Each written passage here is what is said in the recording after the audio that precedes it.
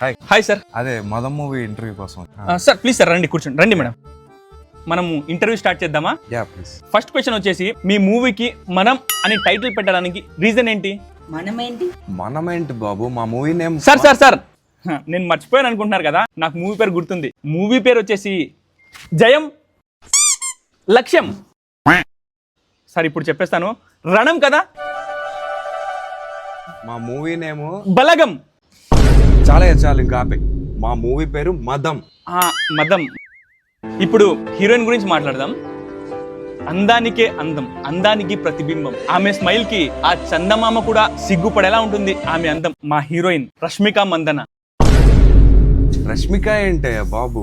అంటే మా మూవీకి రష్మిక మందన కాదా హీరోయిన్? ఇనయా సుల్తానా బాబు. అంటే హీరోయిన్ గా లేకపోయేసరికి ఇంటర్వ్యూకి పిలిచా, ఇన్సల్ట్ చేయడానికి పిలిచారా? అసలుకి ఎందుకు వచ్చా మనం? ఏంటి పద్ధతి? This is not right.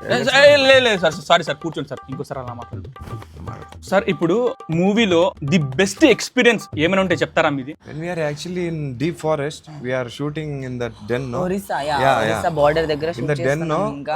Like Yo Babu.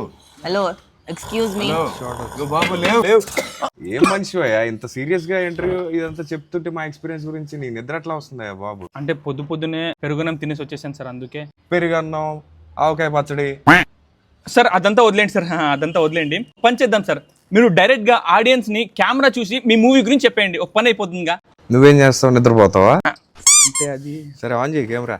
Okay guys, matter ఏంటంటే మన మదం మూవీ March 14th రిలీజ్ అవుతుంది.